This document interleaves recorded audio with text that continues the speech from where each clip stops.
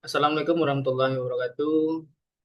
Kami dari kelompok 1 Mekatronika 6A Malang akan mempresentasikan eh, simulasi praktikum dari mata kuliah kecerdasan buatan dengan materi backpropagation dengan beranggotakan Buraya Mandagi, Rizky Ramadan, Muhammad bin Rahmatullah, dan saya sendiri Adrian Alfayed. Selanjutnya akan dijelaskan oleh rekan saya. Baik, terima kasih. Apa itu backpropagation? Backpropagation adalah algoritma untuk menghitung gradien fungsi loss terhadap setiap bobot dalam neural network, lalu memperbaruinya agar prediksi makin akurat. Jadi intinya, ini adalah cara jaringan belajar dari kesalahan yang dibuatnya. Nah, prosesnya itu dimulai dari forward pass, hitung error, lalu backward pass. Untuk penjelasannya ada di slide selanjutnya. Next. Nah, langkah satu, forward pass.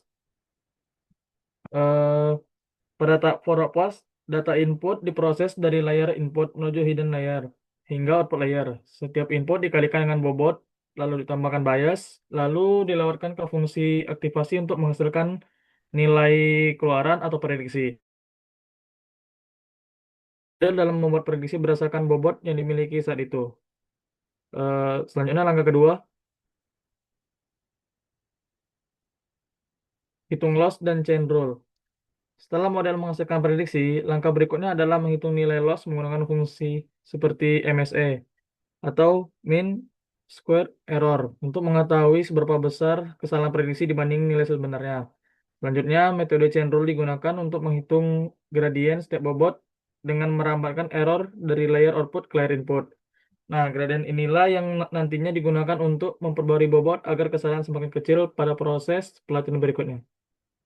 Oke, selanjutnya akan dilanjutkan oleh rekan saya.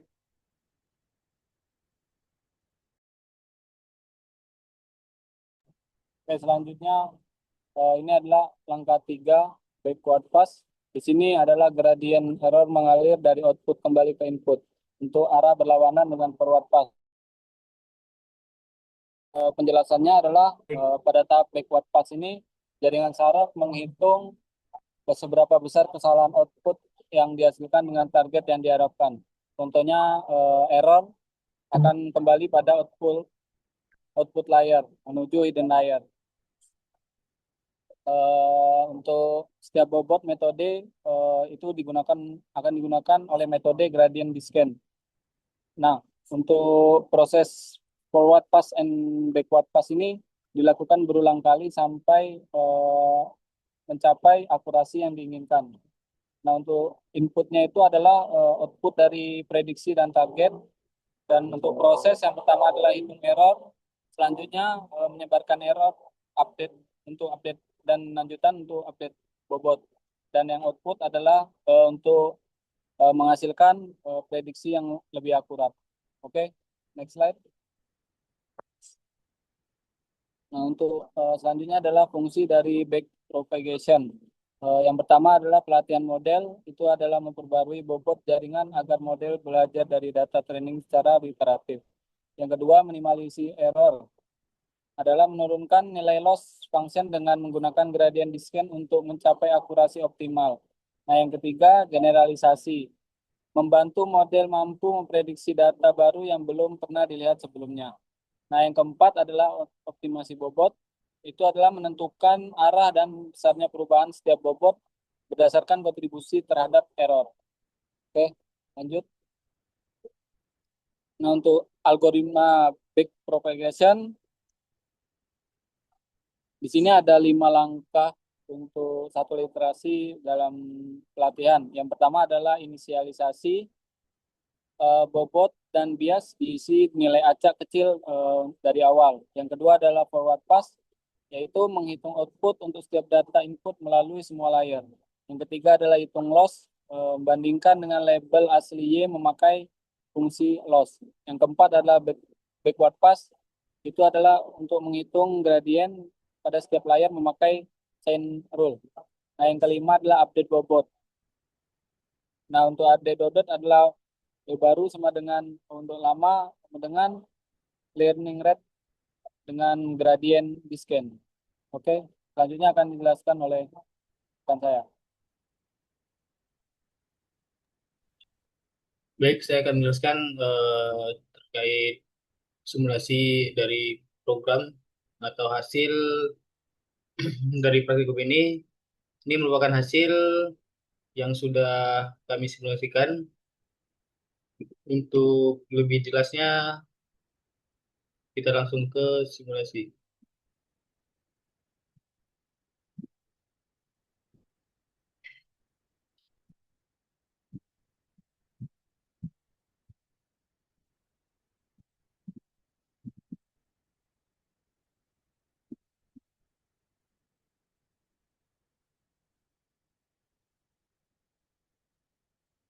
Baik, inilah hasil dari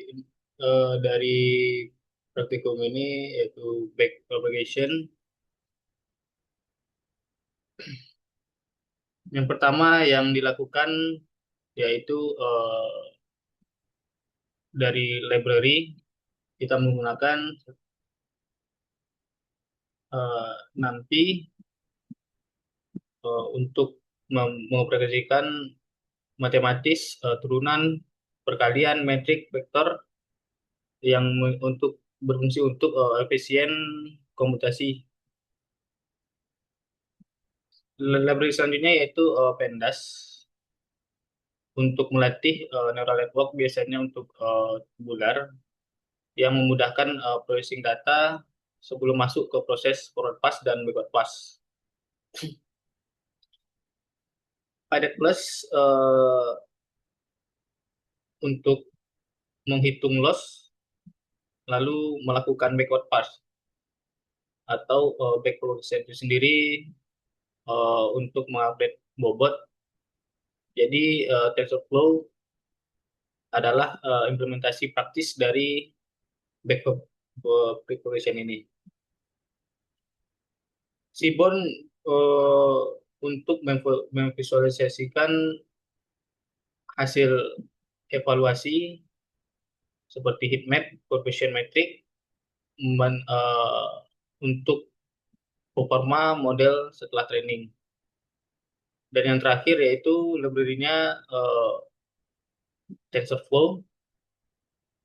TensorFlow ini sendiri digunakan untuk menjalankan forward pass, menghitung loss, dan melakukan backward pass sebagai update bobot.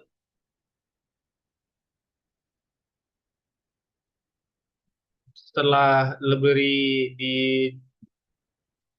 dijalankan, selanjutnya yaitu proses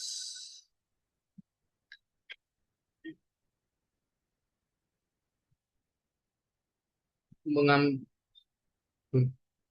masih running.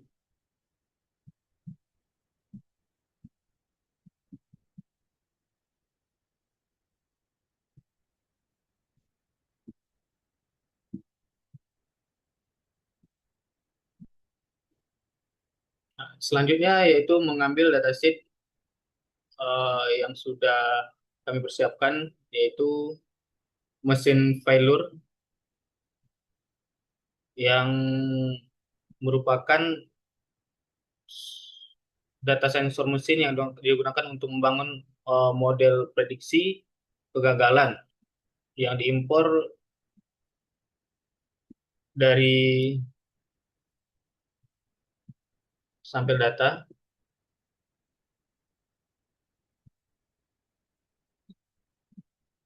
Nah, untuk hasilnya sendiri dari setelah impor data ini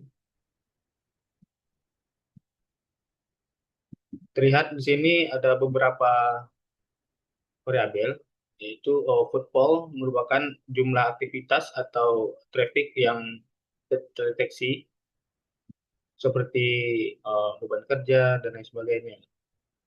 Selanjutnya ada kelas yang lain yaitu temperatur mode atau pengaturan suhu mesin,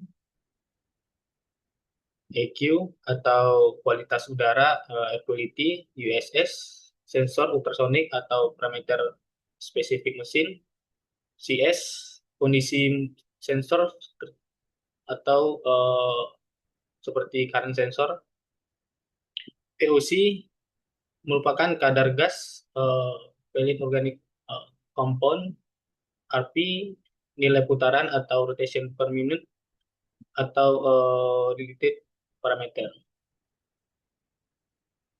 Dan selanjutnya temperatur atau suhu mesin. File ini merupakan target output dengan satu sama dengan gagal atau nol itu merupakan normal. Setelah dataset ini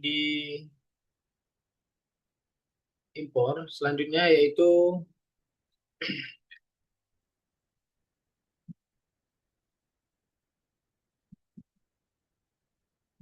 faktorisasi pada eh, target output file itu sendiri untuk memastikan dataset sepenuhnya numerik sehingga pipeline machine learning dapat berjalan lancar mulai dari pre-processing, training dengan backpropagation hingga evaluasi performa model. Nah, di sini sendiri terlihat factorize.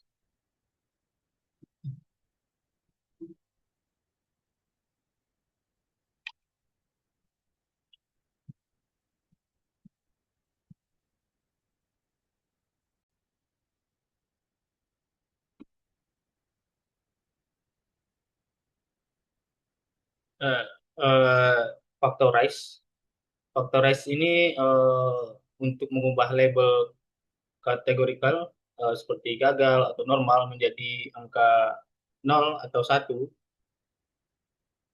dan data hasil processing ini sudah menjadi kolom termasuk targetnya yaitu file. Di sini sudah terlihat hasilnya yaitu 944 row kali 10 kolom.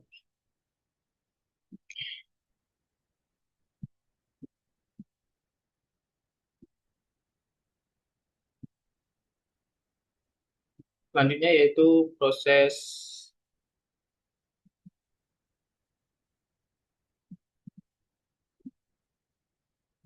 selanjutnya yaitu untuk preprocessing dan pembagian data sebelum model dilatih.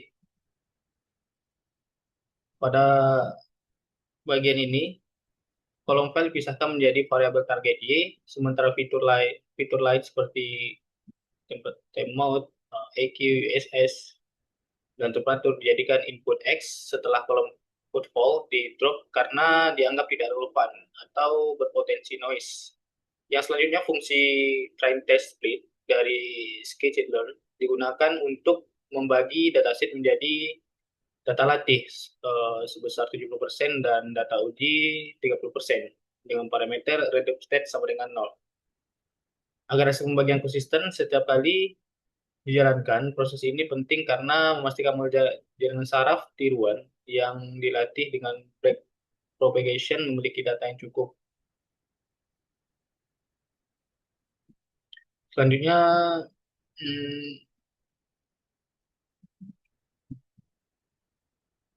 yaitu tahap pembangunan model jaringan saraf tiruan menggunakan TensorFlow dengan API keras. Model ini yang dibuat dengan arsitektur sekuensial, artinya lapisan light layers ditambahkan secara berurutan. Pertama ditambahkan density layer dengan 4 unit dan aktivasi relu untuk mencapai input. Lalu lapisan kedua dengan 6 unit dan aktivasi relunya untuk mengekstraksi pola lebih kompleks. Dan terakhir ada lapisan output dengan 1 unit tanpa aktivasi eksplisit yang sesuai untuk prediksi.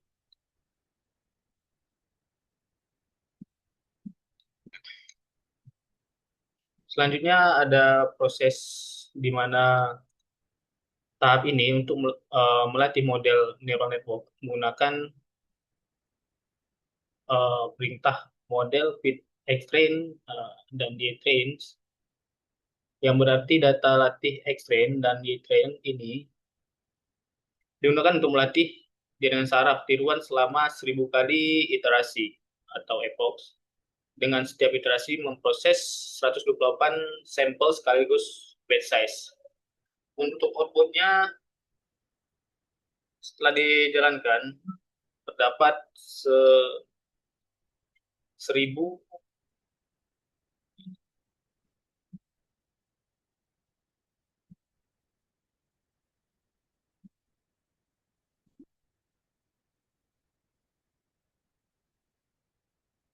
untuk outputnya. Epoch sendiri merupakan satu siklus penuh melalui seluruh dataset. Loss merupakan nilai error yang dihitung dari selisih prediksi dan target. Semakin kecil nilainya, maka semakin baik model menyesuaikan bobot. Untuk akurasi presentasi prediksi dibandingkan target untuk menilai performa model. Di sini sudah terlihat hasilnya, yaitu ada 1.000 data setelah dijalankan. Data yang sudah diproses ini bisa digunakan untuk melatih model dengan back propagation ini. Selanjutnya yaitu untuk tahap prediksi model setelah proses training selesai. Perintah model predict X-test ini digunakan untuk menghasilkan output dari data uji X-test, lalu hasilnya ditampilkan dalam bentuk array numerik. Nah, ini untuk hasilnya.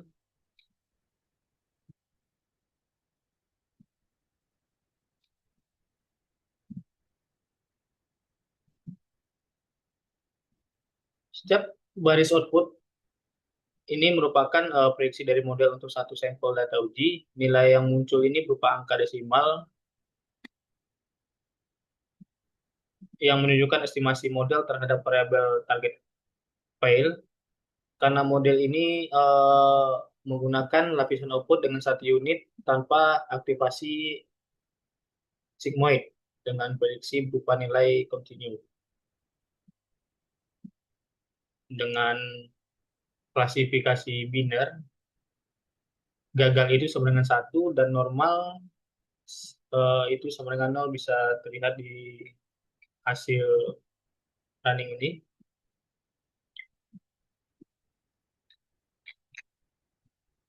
Langkah selanjutnya ini yaitu untuk menampilkan evaluasi model setelah proses prediksi selesai. Pada IE pred sama dengan NP, round model predict X test, berfungsi untuk membulatkan hasil prediksi menjadi nilai biner 0 atau 1, sehingga dapat dibandingkan langsung dengan label sebenarnya atau IE test.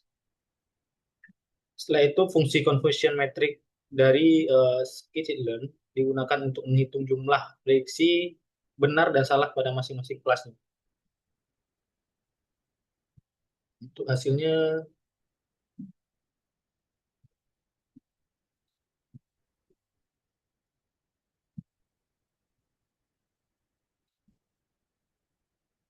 nah di sini bisa terlihat hasilnya.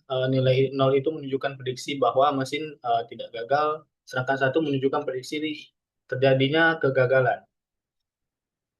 Confirmation metric akan menampilkan 4 komponen utama, yaitu true positif atau TP, model benar memprediksi kegagalan, true negatif atau TN, model benar memprediksi kondisi normal, true negatif atau TN, model benar memprediksi kondisi normal, false positif atau FP, model salah memprediksi gagal padahal hasilnya itu normal, dan false negatif atau FN, yaitu model salah memprediksi normal yang sebenarnya itu hasilnya gagal. Jadi nilai ini menjadi dasar untuk menilai seberapa efektif dari proses backpropagation ini untuk menyusulkan bobot jaringan selama training. Selanjutnya yaitu, nah, untuk evaluasi akhir performa model, kita menggunakan fungsi classification classification report, y-test dan y-prediction-nya dari scikit-learn untuk menampilkan metrik utama seperti precision, recall, advanced score, serta support atau jumlah sampel per kelas. Untuk hasilnya, nah, di sini untuk hasil kelas 0 atau mesin normal, terlihat precision 0,93, recall 0,87, advanced score 0,90, yang artinya model cukup akurat dalam mengenali kondisi normal, meski ada beberapa kasus salah prediksi. Kelas 1 atau mesin gagal dengan precision 0,91, recall 0,95, dan advance score-nya 0,93. Ini merupakan model sangat baik dalam mendeteksi kegagalan yang tingkat kegagalannya rendah. Dan untuk akurasi dari keseluruhannya yaitu 0,92, yang berarti 92% prediksi model sesuai dengan label sebenarnya. Terakhir ada macro average dan weighting average. Yang keduanya sekitar 0,92, yang menandakan performa ini seimbang di kedua kelas tanpa bias signifikan. Untuk selanjutnya, ya ini merupakan langkah terakhir untuk visualisasi coefficient metrik menggunakan fungsi SNS heatmap centimeter and to dari Seaborn. Heatmap ini menampilkan metrik 2x2 dengan angka yang menunjukkan jumlah prediksi benar dan salah untuk masing-masing kelasnya. Menampilkan visualisasi yang lebih rapi dari hasil dari angkanya sendiri, terlihat perbandingannya. Nah, di sini untuk 103 atau true negatif merupakan model benar memprediksi mesin bahwasanya mesin itu normal. Angka 15 ini merupakan false positif yang merupakan model salah memprediksi kegagalan padahal mesin tersebut normal. Yang 8 ini merupakan false negatif, merupakan model salah memprediksi normal padahal eh, mesin itu gagal. Dan yang terakhir ada 158 merupakan true positif, ya merupakan model benar-benar memprediksi mesin gagal. Nah, angka-angka ini merupakan hasil akhir dari bobot jaringan yang telah diperbarui melalui proses back propagations. Tingginya nilai true positif dan true negatif ini menunjukkan model berhasil pola data, yang sementara nilai false negatif dan false positif dan false negatif ini menandakan area yang masih bisa ditingkatkan. Sekian dari simulasi ini. Selanjutnya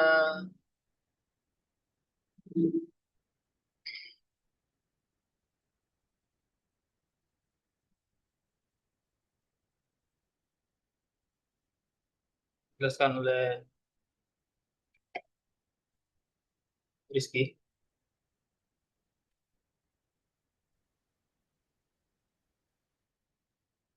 Oke, terima kasih semuanya. Setelah melalui banyak penjelasan di awal, pengertian, langkah-langkah, bahkan contoh dari presentasi, balik kepada keunggulan dan kekurangan dari back propagation. Adapun beberapa poin yang kita cantumkan di sini, 5 poin di data back propagation. Yang pertama, Metode ini sangat efektif melatih jaringan deep learning yang cukup berlapis-lapis. Jika kamu punya banyak data, variasi yang cukup banyak, metode ini cukup efektif untuk digunakan. Yang kedua, dapat menangani masalah non-linear yang kompleks. Berkaitan dengan poin pertama, jika data tersebut banyak, kompleks, sulit, ataupun variatif, bisa menggunakan backpropagation sebagai pengolah data. Yang ketiga, fleksibel untuk berbagai arsitektur jaringan. Keempat, terbukti berhasil di berbagai domain, baik meliputi gambar, teks, maupun suara. Yang kelima, didukung dengan adanya framework modern, TensorFlow, dan bisa diakses oleh FlyTorch. Adapun dari kelebihan tersebut, kadang program ini, data olah data, study data ini memiliki kekurangan, yaitu butuh banyak data dan waktu untuk komputasi. Data yang diperlukan cukup banyak untuk dijadikan bahan referensi. Jadi, jika data kita kurang, backpropagation kurang tepat. Yang kedua, sensitif terhadap pemilihan learning rate.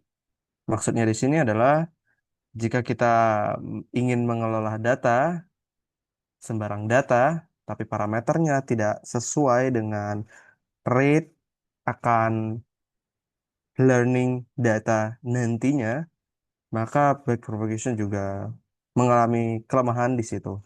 Yang ketiga, rentan terhadap vanishing gradient problem. Yang keempat, sensitif terhadap pemilihan learning rate. Kurang lebih poinnya ini sama dengan yang sebelumnya.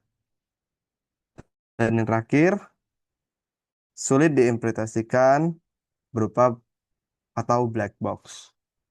Oke, boleh dilanjut.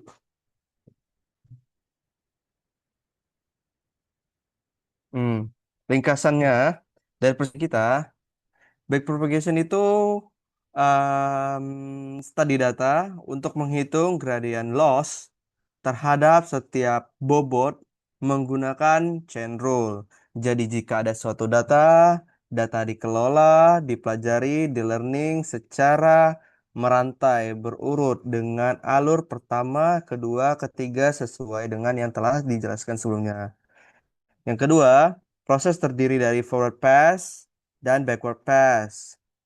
Ini merupakan metode ataupun alur yang ditawarkan oleh backpropagation sehingga pengolahan data cukup dapat ditrace dan memiliki akurasi yang cukup tinggi.